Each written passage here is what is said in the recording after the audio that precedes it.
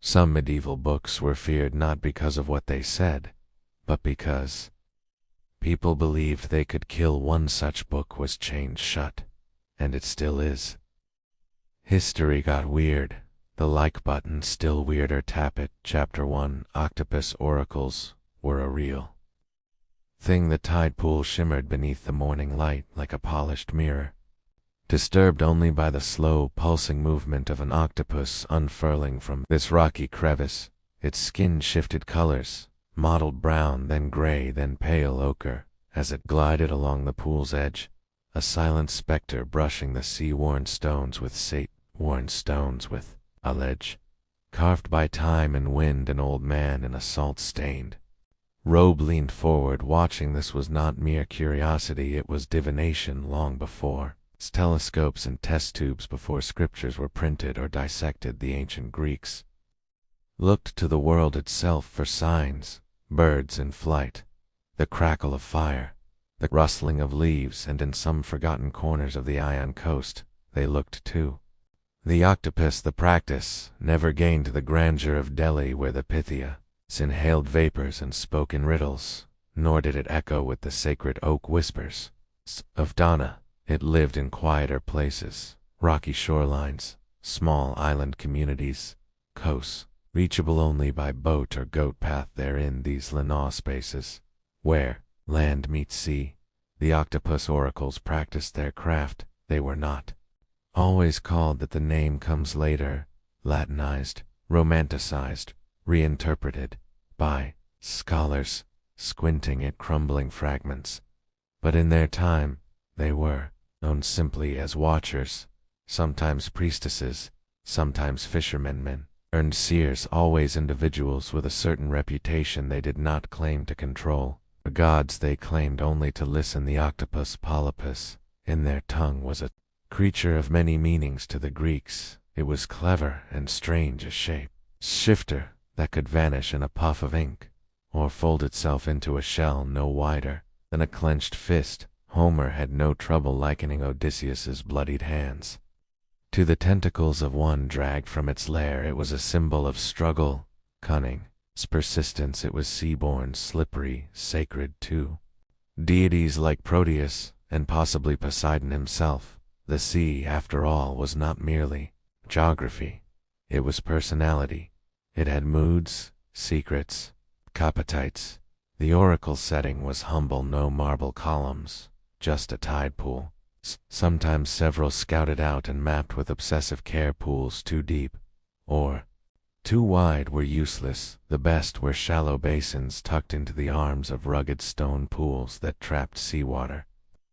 Long after the tide receded in them, the octopus could be observed, without interference, not caught, never caught. To trap the creature was to sever the channel. They came on their own, and if they didn't come, that too was a sin. The watcher would begin before sunrise, when the winds were still and the sea quiet. They would cleanse themselves in sea ether, wrap themselves in linen soaked with brine and ash, and approach the tide pool as one might approach an altar. Ritual words were spoken, sometimes sung, not to summon, but to prepare, to clear the mind and let perception sharpen. What followed was part observation, part intuition.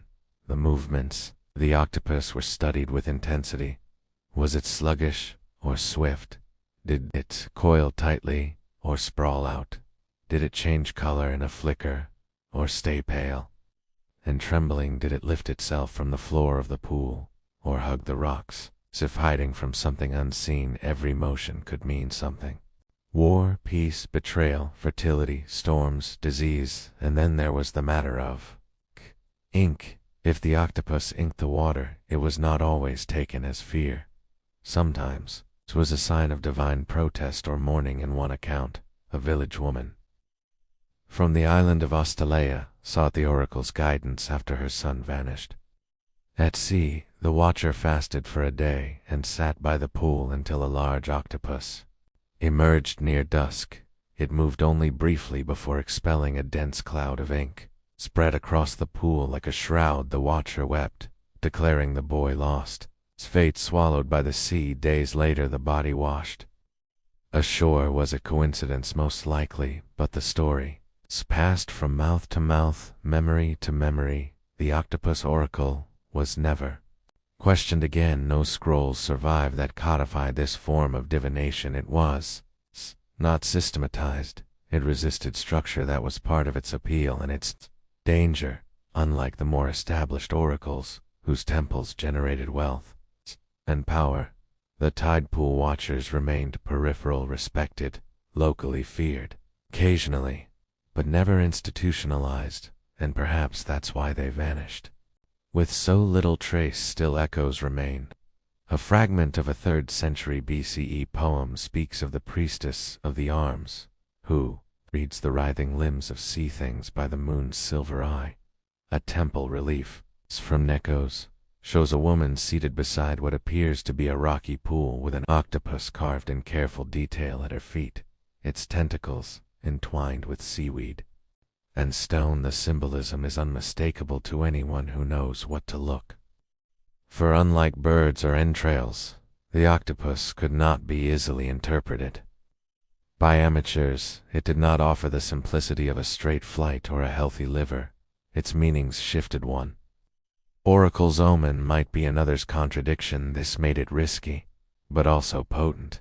It required trust, not just in the gods, but in the interpreter, and that trust, once given, could change the course of lives. Athenian records mention a dispute between 2 shipping merchants over a disputed route to Phoenicia. One claimed that a dream had foretold danger. The other insisted he had consulted a watcher on the coast of Euba who had seen an octopus split its limbs and rise from the water, a sign, he claimed, of success in crossing turbulent paths. The merchant who followed the oracle's advice reached Ty with full cargo and returned twice before his rival made the journey. But it was not always so clean. There are tales, mostly whispered by later writers, of watchers who claimed too much. One, a man named Callan of Thera, boasted that his octopuses could predict not just fate, but the will of specific gods. He began charging wealthy patrons for private readings, offering tailored omens. When a storm destroyed half the island's docks, and 2 children drowned in a tide pool near his sanctum, the people blamed him not for the storm, but for misusing the gift. He vanished shortly after, and his name became a cautionary one to those who revered the practice. The octopus was not a tool. It was a mirror, a fragment of the divine mind shaped in suckers and sinew. Its shifting colors were moods of the sea god, its movements the logic of the abyss brought to the surface. It knew things not because it was wise, but because it was wild, and in that wildness closer to the gods than any priest. This attitude fits the broader pattern of Greek divination, a deep respect for nature's patterns and a readiness to listen to what lay outside human control. The oak leaves at Donna, the flights of cranes at Nemea, the silence before the earthquake. The Greeks were not inventing meaning, they were tuning into what they believed was already being spoken in languages older than words. The octopus oracles represented one of the more enigmatic dialects. In that cosmic conversation they occupied the edge, geographically, socially, theologically, but their presence tells us something profound, that in a world obsessed with reason and rhetoric, there was still room for the irrational, for the fluid, for voices that came bubbling from a tide pool, dragging bits of seaweed and myth behind them. What they heard in those quiet moments beside the sea remains unknowable. There are no transcripts, only stories, a crumbling shell found beside a carved stone, a half-remembered chant passed down by Sponge. Cavers, a fisherman's tale that his grandfather once watched a woman speak to an octopus, and that the octopus turned red before vanishing, and that night lightning struck the mountaintop. The sea remembers, even if we do not, and still today, if you walk along the coasts of certain islands in the early morning when the tide is low and the world is quiet, you might find a pool untouched by wind. You might see, if you're patient, an octopus slide out from under a rock, stretch its arms like a yawn, and move as if it knows you're watching, as if it's saying something you've forgotten how to understand. You won't hear it in words, but maybe if you listen like the ancients did, you'll understand it anyway. Chapter 2. Romans used fermented fish guts as a condiment. The smell would reach you before the gates, salty, sharp, unmistakable. It hung in the air like heat off stone drifting over hills and villas, warning the senses before a single jar came into view. Not unpleasant, not entirely, just powerful, alive. Atia. That was the first sign you were nearing a garum factory on the outskirts of Pompeii. Before the city was buried in ash, you could walk down a path toward the sea and find rows of open vats, some round, some rectangular, set into the earth like shallow tombs. They were not hidden. There was no shame in the work. These vats, filled with chopped anchovies, mackerel heads, tuna, offcuts, and the soft entrails of fish, long since stripped of their meat, were vessels of transformation. Salted, stirred, and left under the southern sun, they produced a golden liquid prized across the Roman world. Garum. A fermented fish sauce, yes, but more than that, it was flavor, wealth, preservation status. It was a marker of Roman identity as much as sandals or aqueducts. And for the people who lived in its time, it wasn't strange. It was essential. The recipe, if you could call it that, was brutally simple. Fish guts, scraps, what the fishermen didn't sell or eat, were piled into vats and thickly layered with coarse salt. Nothing else. No vinegar, no herbs, no magic. The salt did its work, drawing moisture from the flesh, inhibiting the wrong kind of rot. Then came the sun, and with it, time. Weeks passed, sometimes months. Slowly the mixture liquefied. Enzymes broke down proteins into amino acids. The salt cured and clarified. What rose to the top was a translucent amber liquid, rich in umami, intense in aroma, and utterly Roman. The thick sludge left at the bottom, called alec, was not wasted. It went to the poor, the army, the slaves. It was less refined, more pungent, but still nourishing for the wealthy. It was the garum itself they wanted, strained, bottled, sealed in clay, far stamped with the mark of its origin. These jars traveled by ship from Baetica, along the coast of Hispania, through the ports of Gaul and Italy, up the rivers into the heart of the empire. Baetica, now southern Spain, was garum country. Their production scaled to an industry great. Factories stood near the sea, with long troughs, stonework tables, and dedicated crews who knew the timing of tides and fermentation with the same instinct that vintners knew grapes. They didn't just make sauce, they made brands. One of the most famous producers was the company of Oaz Umbidius Scourus, a name still legible on aeri uncovered in Pompeii. His garum was labeled Floss, Floris, the flower of the finest of the fine. He sold more than source, he sold reputation in Pompeii. You can still see the mosaic in the entryway of his house. Tall amphora proudly displayed with his name beside it. The message was clear. This man got rich selling fish guts, and you would do well to remember it. The uses of garum were nearly endless. It was poured over vegetables, stirred into stews, drizzled on fruits, mixed with oil, vinegar, honey. It seasoned meats, and pickles, was used in marinades, and formed the base of countless sources in the kitchens of villas and taverns. Cooks would keep it close at hand, much like oil or wine. Ours, the Roman cookbook compiled centuries later, includes garum in nearly every recipe, from boiled leeks to roasted dormice. Imagine a Roman cook at work, his sleeves rolled back, hands stained from herbs and fish, the heat of the hearth filling the kitchen. He stirs a pot of lentils and adds a measure of garum, not from a ladle, but from a small clay jug, its narrow neck designed to control the pour.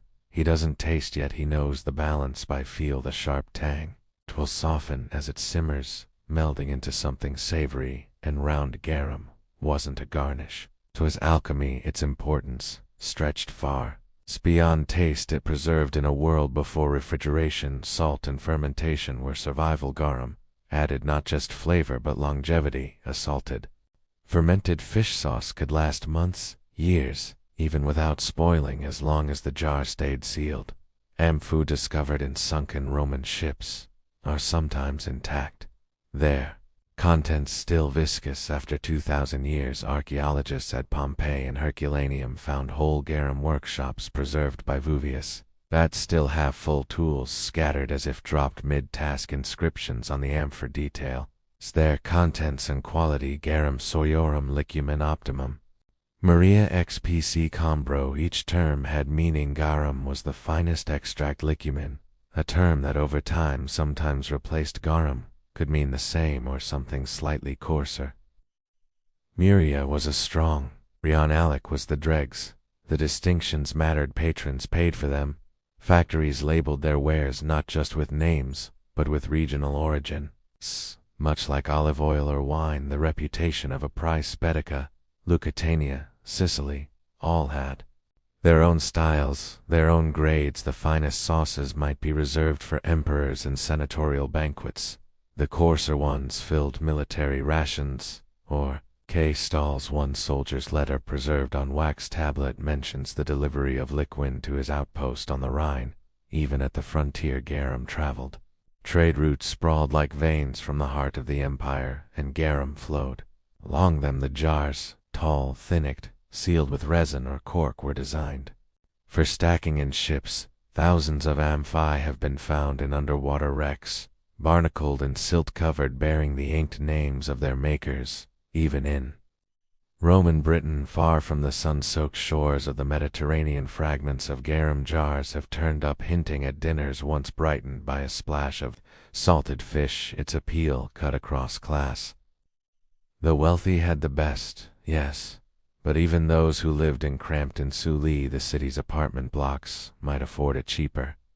Blend in Rome, a tenement cook might combine old lentils with garlic, chopped onions, and a spoonful of alessane quickly with barley bread, before returning to work. No extravagance, but it filled the stomach and pleased the tongue and the taste. Modern reconstructions describe it as deeply savory, rich in glutamates, more nuanced than its smell suggests. It was not meant to be consumed alone, but as a component.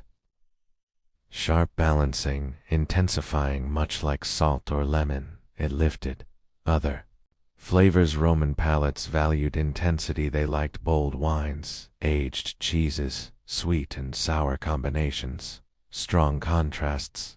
Garum fit perfectly, but its significance wasn't only culinary. The source was economic engine, social marker, and even cultural symbol. It required knowledge of fish, salt, sun, and timing. Its production created work, drove trade, and formed part of Rome's broader mastery of preservation and resource use. Nothing was wasted. Offal became gold wrought, became profit, and graffiti scrolled on the walls of Pompeii's workshops. Workers left there marks, names, jokes, symbols. One tile near a garum vat reads, Felix, Muria, happy brine. Another shows a crude drawing of a fish with rays drawn around it, like a saint or a sun. It might be a joke, or maybe reverence. After all, this humble creature, gutted and salted, built fortunes. There is a story, told, not written but remembered, of a merchant in Bo Claudia, a coastal town in Hispania, where the ruins of fish sauce factories still bake under the Andalusian sun. He arrives before dawn. The air is thick, the vats are steaming slightly. He inspects the liquid, nods to his workers, checks the jars for cracks. He carries with him a small taste sample in a shell cup. At the dock, he meets a trader from Emcelia, who opens his own vial. They trade sips like vintners, judge each other's quality, haggle over price. Gold is exchanged, and for I loaded the source will reach the markets of Lugdunum. Even the kitchens of Londinium will flavor a roast boar on the Thames. And garum was empire in a bottle. 'Tis easy to forget that something so unglamorous, fish guts, salt, heat, once occupied so central a place in one of history's greatest civilizations. But the Romans didn't forget. They celebrated it. They improved it. They traded it with pride. What they tasted in garum was more than seasoning. They tasted reach, technique, the power to bend spoilage into substance. They made the sea shelf stable, and perhaps that is the real genius of garum, that it turned decay into delight, that it took what was cast off, what smelled of endings, and transformed it into something sought after, and savored a source born from rot revered by emperors in the ruins of Pompeii among the fresco of feasts, and God's once small amphora sits preserved in volcanic ash-faded letters still cling to its side, proclaiming its excellence optimum, scoring a remnant of flavor empire, and the enduring Roman appetite for transformation, for commerce, and for the bold. Chapter 3. Medieval people feared book curses in the stillness of a stone scriptorum where the only sounds were the scratching of quills and the distant toll of bells. A monk bent low over a manuscript. Candlelight flickered across the vellum, illuminating careful strokes of black ink. His hands were steady. He had spent months copying this text, page by page, line by line. Now at the bottom of the opening folio, he paused. He dipped his pen once more and wrote the final words of the work. Then, with a slower hand, he began a different kind of writing. A warning, a curse. Should anyone take this book, let him die the death. Let him be fried in a pan. Let the falling sickness and fever seize him. Let him be broken on the wheel and hanged. He did not write it in justice. Books in the medieval world were not possessions in the casual sense. They were objects of labor, sanctity, and considerable expense. A single manuscript might take a year or more to produce. The pages were made of animal skin, usually calf or sheep, scraped and prepared by hand. Ink was ground from oak galls or soot, pens carved from goose quills. Every letter was set down by a scribe, trained to maintain consistency across columns, margins, and illuminations. For religious houses, books were not only sources of knowledge, but vessels of sacred truth. They were rare, powerful, and constantly at risk. To lose a book was no small thing. Monasteries and cathedral schools kept their collections guarded. Books were chained to desks, locked in auraria, envenomed with care. But chains could be broken. Locks picked. Travelers passed through with unknown intentions. Students borrowed volumes and failed to return them. Even within the cloister, temptation lingered. In response, scribes turned to a form of protection that required no key: the book curse. These curses, scrolled at the beginning or end of a manuscript, were direct, unsparing, and deeply believed. They were threats, not of earthly law, but of divine retribution. Spiritual booby traps for the soul. A thief might evade detection by men, but he could not escape the wrath of God. One such curse reads, "Whoever steals this book, may he be struck with Polly and all his members, and may he be rooted to the earth like a tree." Another invokes a more visceral fate: "May the hand that steals this book wither, and may it drop from the arm of its owner as he walks." There is a grim creativity to these lines. Some promise damnation: "May the soul of the thief be cut off from the body and cast into hell, where he shall suffer for all eternity with the devil and his angels." Others leaned into physical torment: "He who steals this book shall be boiled in lead, and his name shall be erased from the book of life." The threats were sometimes crude, sometimes poetic, but always personal. This was not abstract justice. It was tailored punishment, often vividly imagined. And that was the point: to make the consequences impossible to ignore. The curses were not hidden in fine print. They were written boldly, sometimes in red ink, or framed in ornamented borders. A few were accompanied by grotesque illustrations: a sinner dangling over flames, a skeletal figuring its own hand. Some curses were signed with a symbol or initials, implying that the scribe was invoking these penalties, not in general terms but as personal imprecation. This reflected a larger belief in the power of the written word. Medieval Christians viewed language, especially sacred or solemn language, as performative. To write something was to set it into the world with consequence. A curse penned by a monk, consecrated through fasting, prayer, or mere seriousness of purpose, could hold weight in heaven. The fear wasn't metaphorical, it was real. Even among those who might not have been fully literate, the presence of a curse carried power. The sight of red ink, the unusual form of a text, beginning with threats rather than prayers, sent a message: this object is protected. You have been warned. And the warning wasn't just for the original thief. Many of these books passed from hand to hand, bequeathed, traded, plundered in times of war. Curses, once written, often state scribes copying manuscripts would reproduce them either out of fear or respect. In time, the curse itself became part of the book's lineage, and one surviving manuscript from a monastic library in 13th century France, a copied curse reads, "This book belongs to St. Mary's. He who steals it shall be consumed by the fires of hell. He who buys it knowing its stolen shares, it's the same fate." The warning expanded its scope, not just the thief, but the buyer, the intermediary, the knowing accomplice. Guilt, by association, was eternal. There is no evidence that such curses were enforced by earthly courts. Their power lay in belief, not legality, but belief was strong for a monk who spent his life copying psalms or commentaries, whose every day was measured by bells and prayer. The idea of divine punishment was not abstract philosophy, it was ever-present. Sin had consequences. Theft of sacred knowledge was theft from God. That fear extended beyond monasteries and universities, where scholars often borrowed texts from shared libraries. It was understood that certain books came marked with divine warnings. An Oxford volume of canon law once bore the line, "Whoever steals this book, may his eyes be plucked out by ravens, and his body devoured by worms." Even early printed books, when the printing press began to change the nature of books themselves, sometimes retained the practice. The transition from manuscript to print didn't erase the sense of value in a 16th century Bible now housed in a German library.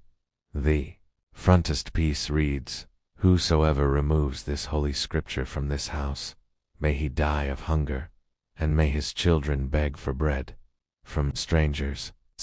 These were not idle flourishes. They came from a culture where books were rare and theft threatened the entire community. When a book was stolen, it wasn't just a loss of property, it was a blow to the collective memory, to teaching, to worship. Many monastic libraries had only a few dozen volumes. One missing Codex could leave a hole in theology, law, or medicine that no one nearby could fill. In one tale from an Irish abbey, a copy of the Gospel of John went missing. It was not bound in jewels or gold, but it was the only copy in the region for weeks. The abbot refused to begin morning readings, insisting the text was sacred and must be recovered. When it was finally returned quietly by an unknown hand, it bore a new inscription on the final page. "He who stole me is known to God. May he remember mercy." The curses served another function too. They signaled authorship and ownership. In an age before catalog systems, they reminded the reader that this book had been made by hands, sometimes at great cost. A scribe might spend his life copying no more than a few books. To lose one was to lose a portion of himself. In this way, the curses were more than threats. They were confessions of devotion.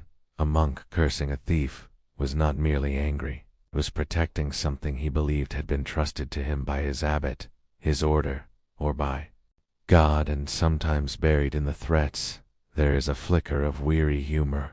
One manuscript ends its curse with "Amen.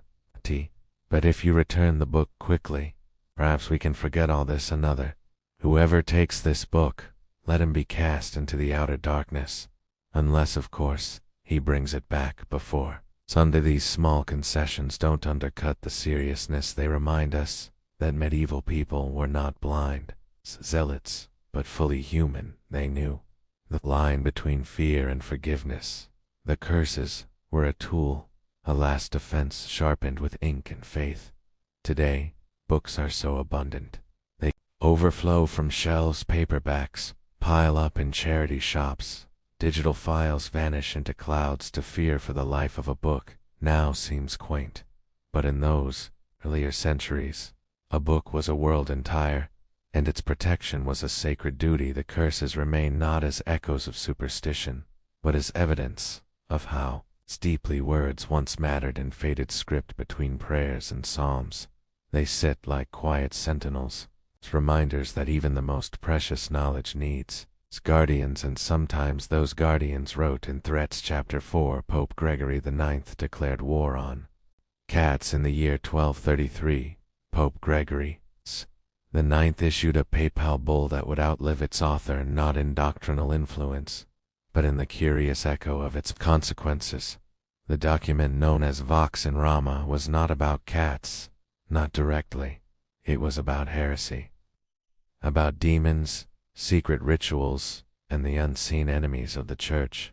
But, within its lines, nestled among the denunciations and lurid descriptions, was an image that would stain the reputation of an animal for centuries. It spoke of a black cat not as a creature of God's creation, but as an agent of the devil. Gregory the Ninth had risen to the papacy during a time of intense suspicion. The early 13th century was shaped by crusades, not only abroad, but at home. The Albigensian Crusade had been launched just a few decades prior, against the Cathars of southern France, a Christian sect deemed heretical by Rome. The Church, reeling from what it saw as internal corruption and spiritual threats, responded with force, and from that fervor came the formalization, a new weapon, the Inquisition. Gregory was not the originator of the Inquisition, but under his papacy, it found structure. He authorized inquisitors, particularly from the Dominican order, to root out heresy wherever it might hide in this atmosphere. Heresy was not just doctrinal error, it was betrayal. It was wrought in the body of Christendom, and it had to be exposed, condemned, and burned out. It was in this context that Vox in Rama was composed. The bull was a response to reports from Germany brought by a Dominican inquisitor named Conrad von Marburg. He claimed to have uncovered a secret satanic sect performing grotesque rituals. According to his account, initiates were required to deny Christ, kiss a toad, and worship a statue that spoke with the voice of the devil, and in the darkness of the ceremony, there appeared a black cat, the cat Conrad. It would walk backwards into the gathering, lift its tail, and allow the initiates to kiss its hindquarters. This was not symbolism. This was presented as evidence of a living demonic cult. Pope Gregory, convinced of the urgency and truth of the matter, published the bull as a warning. In the bull, the black cat was more than incidental. It was a sign, a creature through which Squeaton made his will known. The image fused quickly into the imagination of the time cats, particularly those of dark coloring, had long existed on the margins of folklore. Independent, nocturnal, and largely misunderstood, they had already attracted suspicion in a culture that valued obedience and hierarchy. Now they were named. The cat became a symbol of inversion, of that which did not bow to order, that which crept rather than stood upright, that which did not serve but observed. In a world shaped by Christian cosmology, where animals were expected to reflect the divine order, the cat's indifference became unsettling. What followed was not immediate doctrine, nor formal instruction to destroy cats, but the whisper had begun. The papal bull, spread by word and parchment, gave permission first to believe, then to act. In some towns, cats were called as part of purging heresy, not en masse, not always publicly, but systematically enough that accounts survive. In monasteries, black cats began to disappear. In villages, rumors circulated of witches keeping feline familiars, what had once been tolerated. As mouses became suspicious, an old woman feeding a stray might now be watched more closely. A house where cats gathered might be whispered about. At dusk, inquisitors did not need to decree cat hunts. They had already sown the soil. With fear, and fear, once rooted, grows in every direction. In some regions, killing a cat became an act of piety. Children were taught to stone them. Cats were tied in sacks and thrown into rivers. Festivals in parts of medieval France included ritual cat burnings, bonfires in the square with live animals tossed into the flames. These were not crimes, but community acts. Spectacles of cleansing. The line between superstition and sanctioned belief had blurred to the Church. The bull had served its purpose. It warned of heretics. It reinforced the authority of inquisitors. It positioned Rome as vigilant against the darkness. But outside the Vatican walls, the image of the cat persisted, evolving beyond the text itself. The association between cats and demonic forces deepened over the following century. As belief in witches gained traction, so too did the idea that cats served them. They were said to carry messages to the devil, to guard charms, to drink spilled blood. Black cats especially were feared as shape-shifted spirits. Killing them was not cruelty, it was preemption. And yet cats had once held favor in Christian Europe. Earlier centuries saw them kept in monasteries and farms, valued for their role in controlling vermin. Some saints were even depicted with cats at their feet. But memories fade quickly when fear intervenes. By the time the plague reached Europe in the mid-4th century, the cat population in many cities and towns had been sharply reduced. This is where some historians draw a line, tentative, debated, but compelling. The bubonic plague, spread by fleas that lived on rats, thrived in urban conditions of poor sanitation and dense populations with fewer cats to control the rodents. The rats multiplied, the fleas moved more easily from animal to human. The Black Death swept through Europe in waves, killing millions.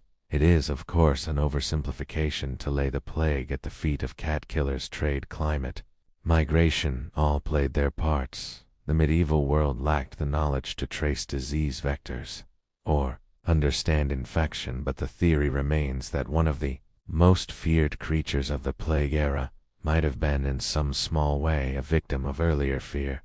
There are no documents tying Vox and Rama directly to plague deaths. The timeline stretches across a century, but history does not always move in direct lines. Sometimes it leaves echoes. A papal document naming cats as demonic participants in heresy may have contributed to a cultural suspicion that lingered long after the text was forgotten. In a small village in Saxony, a priest might have read the bull aloud from the pulpit, his voice steady as he named the signs of the devil's presence.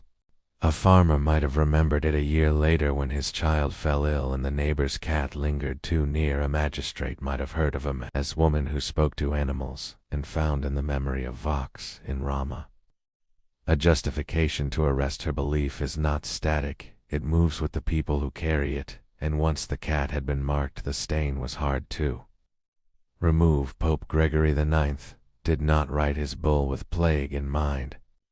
He did not intend a campaign against animals. His world was one of theological battlefields, of invisible enemies and spiritual rot. But his words, etched in ink and backed by Rome, had weight, and the cat's silent, solitary watching from rooftops and shadows became an unlikely casualty of that war. Chapter 5. Victorians made jewelry from human hair.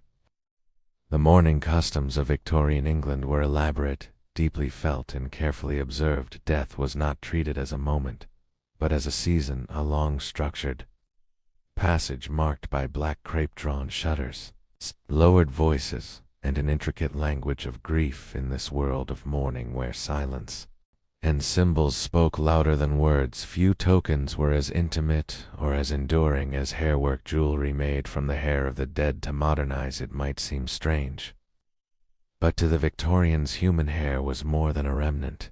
It was a trace of the person themselves, unspoiled by death. Hair does not decay quickly. It holds its color, its texture. It can be brushed, plaited, shaped, and sealed. It can be worn close to the skin, woven into patterns. It's curled behind glass. In an age before photographs were common, before voices could be recorded, a lock of hair was something that could be touched, proof that the person had lived, and that some part of them remained. Victorian hair jewelry was not crude. It was finely crafted, often astonishingly so. Bracelets made from tightly woven hair, as intricate as lace. A bruise, shaped like wreaths, or anchors with hair twisted into spirals, and flowers, lockets, containing a single curl or braid, often set against silk or ivory, framed in gold or jet. Some were purely decorative, others bore inscriptions, names, dates, brief phrases, and enamel or engraving in memory of gone but not forgotten. Forever thine, there were rings set with hair in elaborate knots beneath crystal, or worn as hollow bands with a braid. Hidden side pendants, shaped like crosses or hearts filled with coils of hair pressed under domed glass. Some pieces incorporated pearls, or garnet symbolic stones associated with grief or blood. Others were plain and stark. Every detail had meaning. The making of these items was both an art and a ritual. Hair was collected carefully, cleaned in soap and water, and dried on white cloth to preserve its texture and sheen. For more complex pieces, especially those woven into open work patterns, the hair was treated with a light starch and wrapped around wire, or passed through special tables equipped with tiny holes. Skilled artisans, sometimes trained jewelers, sometimes women working from home, braided, knotted, or looped the hair using patterns recorded in instructional manuals. There were over 30 known techniques, including tablework, palette work, and gimping. Tablework, the most complex, required a specific frame. A round table with a hole in the center through which strands of hair were passed and weighted to maintain tension. The weaver would sit for hours, manipulating the strands with bobbins, forming chains that could be shaped into bracelets or garlands. The work demanded patience, precision, and strong light. Mistakes were difficult to undo. Not all pieces were made by professionals. Many were made at home, particularly those meant for private remembrance rather than public display. A mother might take a lock of her child's hair and braid it into a keepsake. A sister might sew a few strands into the lining of a locket. There are accounts of women learning the skill not just as craft, but as preparation for the moment when it would be needed. Hair work had existed before the Victorian era, but it flourished during it. The turning point came in 1861 with the death of Prince Albert. Queen Victoria, devastated by the loss of her husband, entered a mourning period that would last for the rest of her life. She wore black until her own death.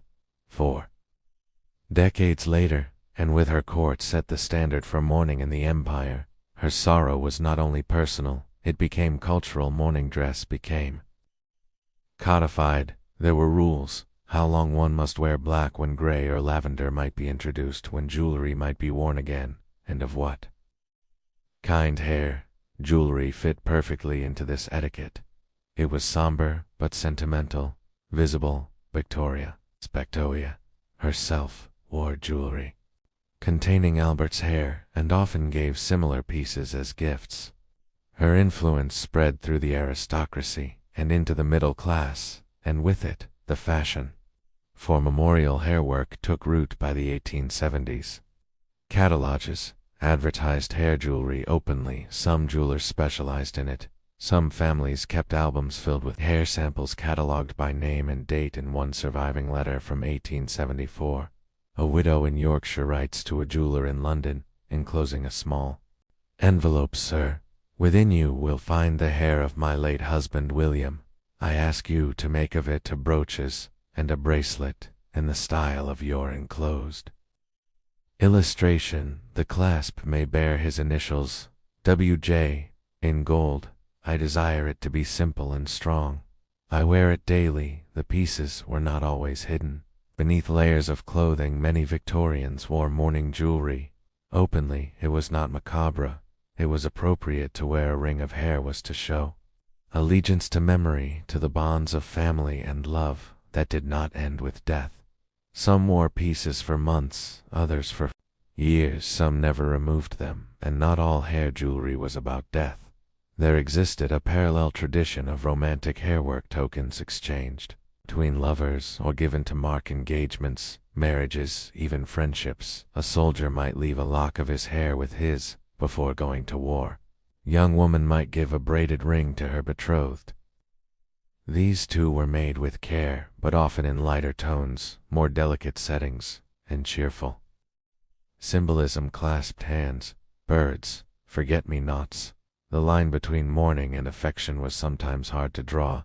Love and loss were intertwined. A ring might begin as a token of courtship, and later be remade as a memorial. The same hair worn in joy might be worn in sorrow. Entire walls were sometimes adorned with woven hair.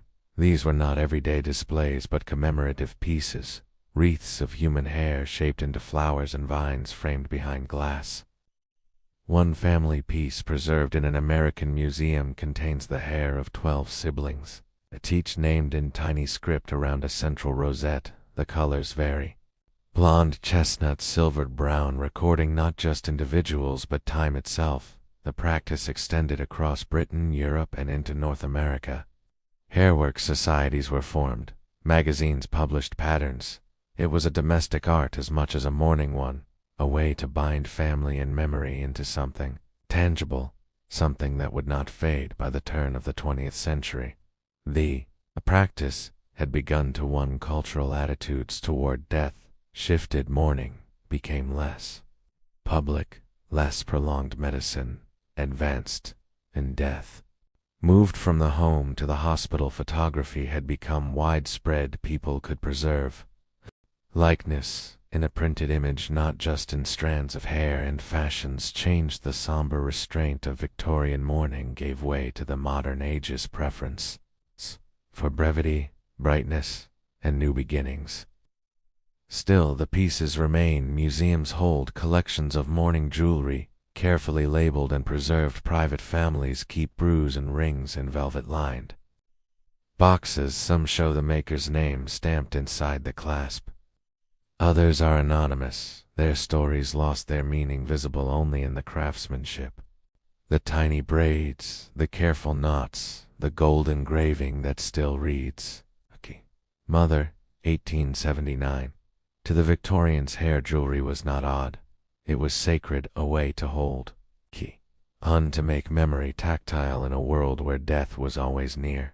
They made art from the remains, not to deny the loss, but to honor the love that endured through it. Chapter 6. Abraham Lincoln is in a ghost photo. In the photograph, Mary Todd Lincoln sits still and solemn, dressed in black, her gloved hands folded neatly in her lap behind her. Faint and pale is the form of her dead husband. Abraham Lincoln looms like a shadow, not ominous, but ethereal. His face is soft, his hands hover just above her shoulders. The impression is gentle, protective, transparent, but unmistakable. The image, taken sometime in the early 1870s, shows Mary alone in a studio. And yet, there he is, Abraham Lincoln, a ghost, captured on glass. The photograph was made by William H. a former engraver from Boston, who in the years after the Civil War found his calling in a new and unlikely profession, spirit photography. In an era shaken by death on a national scale, Mumbler's portraits offered something that ordinary photographs could not likeness, but presence. He claimed that with the right technique and perhaps the right spiritual alignment, his camera could see what the human eye could not. The dead, he said, could appear alongside the living. Spirit photography began with a mistake. Mumbler had been experimenting with a new camera in the 1860s, when upon developing a self-portrait, he noticed another figure faintly present in the image, a seated girl, semi-transparent, hovering behind him. He believed it resembled a cousin who had died 12 years earlier or so. He said others claimed it was merely a reused glass plate, accidentally double exposed. But the idea had taken root, and Mumbler saw what it might become. The camera at the time was still something close to magic. Photographic plates were coated in chemicals exposed to light and developed through a careful process that left room for both artistry and accident. Long exposures could record more than just stillness. They could absorb movement, suggestion. Ghostly effects were not difficult to create with planning. A figure introduced late into the exposure, a double exposure with two separate images on a single plate. These were not sleight of hand tricks. They were technical manipulations made easier by the slow and temperamental nature of early photographic equipment. But for those in grief, for those yearning to see someone once more, explanation was beside the point. The results mattered. The presence mattered. After the Civil War, grief hung over the country like mist. Hundreds of thousands had died. Widows, parents, children, whole communities felt the absence of men who had marched away and never returned. The war had carved holes Q into families, and into that silence came spiritualism. Seances became common, hosted in parlor by mediums who claimed to channel the dead. The movement had started before the war, but its growth in the 1860s was fed by a nation in mourning. It was not fringe respected. Citizens participated, newspapers printed seance accounts. Even the White House was not untouched. Mary Todd Lincoln had long been drawn to spiritualism after the death of her son Willie in 1862. She sought out mediums and table rappers in Washington. She held seances in the executive mansion, attended sometimes by President Lincoln himself. Though more curious than convinced for Mary, it was not a hobby. It was a desperate search for contact after her husband's assassination. In 1865, Mary's grief deepened into a quiet isolation. She dressed in mourning for the rest of her life. She moved through cities, from hotels to relatives' homes, never truly settled. And at some point in the early 1870s, accounts differ on the exact year, she sat for a photograph in the studio of William Mumbler. She gave a false name, Mrs. Lindell, perhaps to avoid attention, perhaps because even then she wasn't sure what to expect. The studio was likely quiet, dark drapes, the smell of chemicals, the slow hum of preparation. Amla, accustomed to grieving clients, would have guided her gently. She would have been seated, arranged in light, told to stay still. The exposure would take time, and then the wait. As the plate developed, as the image emerged, there would be the moment Mumbler revealed what the camera had seen there. He was the photograph shows a faint Abraham Lincoln draped in white, standing behind Mary with hands poised over her. He does not touch her, he does not look directly to the camera, but he is there to those who believed it was a sign of comfort that the president, even in death, remained close to his wife, that love, or duty, or divine grace had allowed him to appear. The photo circulated quietly at first. Then more widely it became one of the most famous examples of spirit's photography, not just for its subject but for what it seemed to represent, a connection across death's divide. Mumla had photographed others, hundreds of them, widows, parents, siblings, in his images. The living sat composed while ghostly figures hovered behind or beside them, sometimes clear, sometimes faint. Some figures were easily recognizable, others were not. Occasionally, the spirits looked suspiciously like earlier portraits Mumbler had made, or had access to. Critics noticed accusations. Followed in 1869, Mumbler was brought to trial in New York City on charges of fraud. The case became a sensation. Prominent photographers testified. One showed how the same ghostly figure had appeared in multiple unrelated photographs. Another demonstrated how double exposures could create identical effects. Even P.T. Barnum weighed in, calling Mumbler a charlatan who preyed on the grieving, yet the prosecution could not prove the mechanism of deception. No damning evidence emerged, no duplicate negatives, no eyewitnesses. 2. Trickery. The case was dismissed. Mumbler's career never fully recovered, but the myth had been established. T's hitographs, whether believed or not, endured. The image of Mary Todd Lincoln with her spectral husband behind her became iconic. It was reproduced, debated, admired. Some dismissed it outright. Others clung to it. For Mary, who kept the photo, it may have offered a sense of closeness that nothing else could. She never spoke publicly about the sitting, but she had chosen to go, and she had kept the result. To understand why people believed, it is necessary to understand what photography was. At the time it was new. It was technical, yes, but it was also mysterious. The idea that a camera could catch more than the eye could see did not seem impossible. The lines between science and spirit were not yet firm, and in a culture saturated with mourning, a picture was more than a picture. It was memory, it was evidence, it was, perhaps, a window. Even knowing the likelihood of manipulation, even suspecting the technique, some still found meaning because the ghost was someone they loved, and the photograph said, "They are still with you." The ghost image of Abraham Lincoln is almost certainly a fabrication, but for those who looked at it then, and even now it remains something more than a fraud. It is a portrait of longing, of belief, shaped by loss, a reminder that grief finds form wherever it can, and that sometimes even the faintest silhouette can offer comfort.